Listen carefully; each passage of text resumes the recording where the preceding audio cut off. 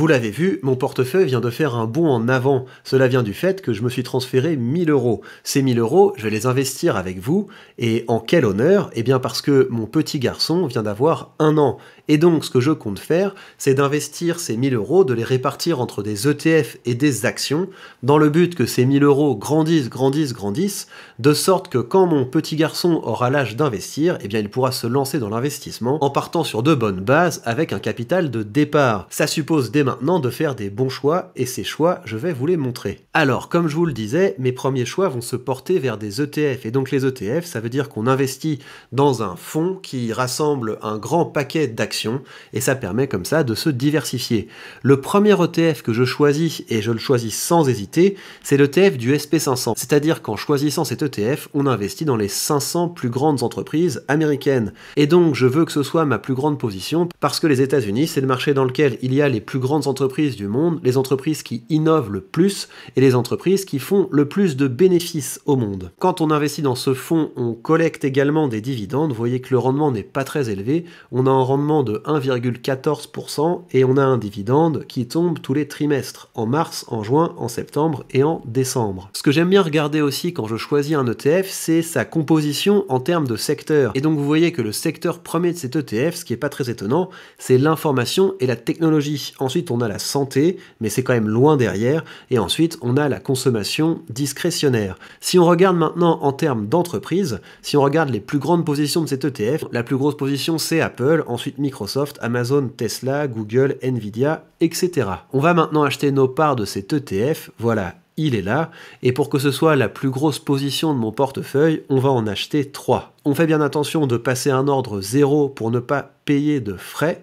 Et voilà, c'est dans la boîte. Deuxième position de ce portefeuille que je compose donc pour avoir mon capital de 1000 euros qui grandit pendant les 2 prochaines décennies, eh bien ça va être cet ETF. Cet ETF donc qui investit à l'échelle mondiale dans 250 entreprises qui respectent les principes du Pacte des Nations Unies en matière de comportement responsable des entreprises. Et c'est également un ETF qui fonctionne en excluant certains secteurs. L'alcool, ceux qui ne respectent pas le bien-être animal, ils excluent le secteur militaire, les armes, les jeux, pornographie, tabac, énergie, nucléaire. Alors, exclure le nucléaire, ça me paraît étonnant quand on est un ETF qui se dit vouloir respecter l'environnement, mais c'est plus, je pense, des questions de matériaux qui doivent avoir des problèmes éthiques au niveau de l'uranium. En tout cas, quand vous investissez dans cet ETF, vous investissez dans des entreprises parmi les plus vertueuses en termes de droits de l'homme, en termes de normes de travail, en termes d'environnement et en termes de lutte contre la corruption. Bien sûr, entre les bonnes intentions et ce que les entreprises font effectivement, il y a encore un fossé, mais l'idée c'est qu'en investissant dans un ETF comme ça,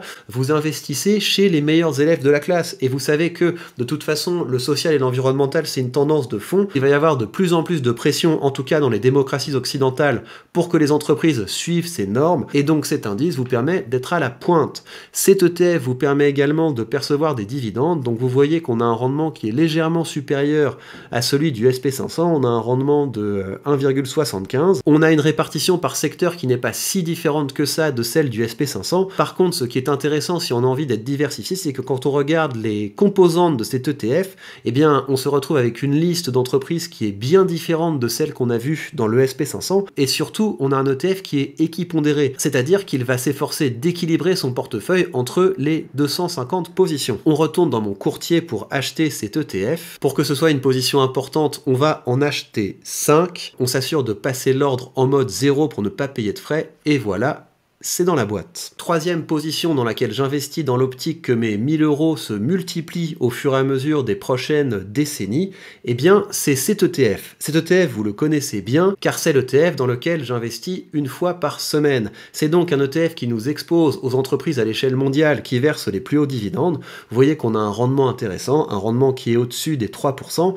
mais également, ce qui est intéressant quand on achète cet ETF par rapport au SP500, c'est qu'on a une répartition par secteur qui est bien différentes, parce que les entreprises qui versent de hauts dividendes, ce sont les entreprises qui sont dans des secteurs matures, donc on va avoir une part plus importante dans la finance et également dans l'énergie, et ça se reflète quand on voit les positions principales de cet ETF. On retourne donc sur mon courtier et on va acheter 2 parts de cet ETF, et donc l'objectif, eh bien, c'est que non seulement j'ai une appréciation du capital, mais que je puisse commencer à collecter des dividendes, et qui sait, peut-être qu'avec ces 1000 euros investis, mon petit garçon, quand il aura sa majorité, majorité, il aura déjà un beau complément de salaire. Parce qu'il faut savoir que les entreprises ont tendance à augmenter leurs dividendes, et donc l'argent qu'on investit aujourd'hui devrait se multiplier de plus en plus vite. Finalement, et parce qu'il n'y a pas que les États-Unis dans la vie, je voudrais également investir dans cet ETF qui m'expose à 30 entreprises européennes qui versent de hauts dividendes. Alors, la petite subtilité de ce fonds au niveau de la distribution par rapport au précédent, c'est que vous voyez que les versements ne sont pas vraiment lissés sur l'année. On voit qu'il y a les plus gros versements aux alentours de juin, et ça vient du fait que les entreprises américaines ont tendance à verser leurs dividendes comme des horloges tous les trimestres, alors que les entreprises européennes, c'est beaucoup plus fréquent qu'elles versent leurs dividendes une fois par an, et en général, c'est au printemps et au début de l'été. Donc, si votre objectif, c'est d'investir pour avoir un revenu passif équilibré entre les différents mois, vous avez intérêt à vous appuyer sur des entreprises américaines, mais l'avantage ici, c'est qu'on a un rendement qui est élevé, on a un rendement qui est au-dessus de 4%, et ça, c'est notamment lié au fait que beaucoup d'investisseurs ont déserté l'Europe avec ce qui se passe en Ukraine, avec la guerre que la Russie mène contre l'Ukraine. Mais moi, ça ne me fait pas peur et je compte bien rester sur le pont. Alors, quand on regarde au niveau de la répartition par secteur, on voit que les services financiers sont surpondérés, et quand on regarde au niveau des actions qui composent ce fonds, on retrouve pas mal d'entreprises françaises.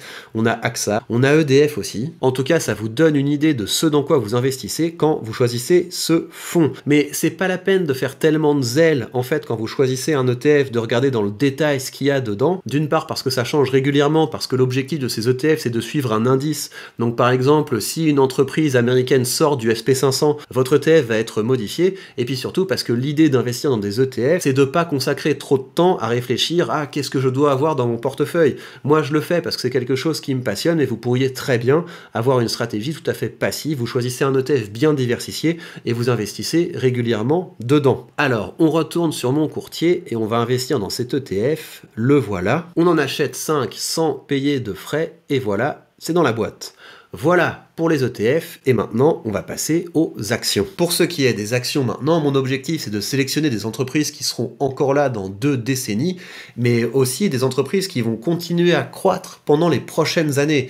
Et donc ça veut dire que je ne vais pas choisir des choses qui sont aventureuses, mais ça veut dire que je vais quand même choisir des choses qui sont en forte croissance, qui ont encore de fortes perspectives de croissance. Et là, vous me direz si vous voyez mieux dans les commentaires, mais moi les entreprises que je vois qui correspondent à ces critères, c'est Google, c'est Microsoft, et c'est Apple. Et comme il me reste 400 € à répartir entre ces entreprises, je vous ai demandé sur ma conversation Telegram, selon vous, quelle est la plus solide? Ou plutôt, je vous ai dit précisément, si vous aviez 200 € à mettre dans une entreprise et ne pas les toucher pendant 20 ans, laquelle vous choisiriez entre Google, Apple et Microsoft? Vous avez été plus de 200 à voter, et vous avez été une majorité significative à faire le choix de Google. Alors, c'est ce qu'on va faire maintenant, on va donc mettre 200 € dans Google. Alors, où est Google? Google Alphabet, voilà, on la sélectionne, on va acheter et on va mettre 200 € dedans. Ça va nous permettre d'acheter presque 1/10 d'action, parce que vous savez qu'acheter une action Alphabet, c'est plus de 2000 €, mais grâce aux fractions d'action, on peut investir à partir de 10 €. Alors, on vérifie bien qu'il n'y a pas de frais, et on passe un achat, voilà, c'est dans la boîte. Nous venons d'investir 200 € dans Alphabet. Pour finir la construction de notre portefeuille, on va investir ce qui reste, on va le répartir équitablement entre Apple et Microsoft. Alors, va pour Apple, on achète ça. Donc il nous reste 208 € à investir, donc on va mettre 104 dans Apple. On vérifie, on voit qu'il n'y a pas de frais, on passe l'achat au marché, et on va mettre 104 € et des poussières dans Microsoft. Alors, 104 € et 8 cents, c'est parti. Et voilà, c'est dans la boîte. Voilà donc à quoi ressemble mon portefeuille, et avec ça, j'ai bon espoir que mes 1000 € se multiplient, se décuplent, et donc on fera le point sur ce portefeuille quand mon petit garçon devenu un jeune homme fêtera ses 18 ans. Et je vous rappelle que si vous voulez m'accompagner dans cette aventure de l'investissement, vous avez sous cette vidéo le lien vers le courtier que j'utilise, et en suivant ce lien, vous bénéficierez d'une action gratuite dès que vous créditerez votre compte. Voilà pour cet épisode, dites-moi ce que vous pensez de ce portefeuille, dites-moi comment vous feriez, vous, si vous aviez 1000 € à investir, comment est-ce que vous les répartiriez? Je vous lirai avec beaucoup d'intérêt, et si vous voulez avoir une influence sur mon portefeuille, sur le choix de mes actions, vous savez que je vous sonde régulièrement sur mon canal Telegram. Prenez bien soin de vous, et à très bientôt dans de prochains contenus.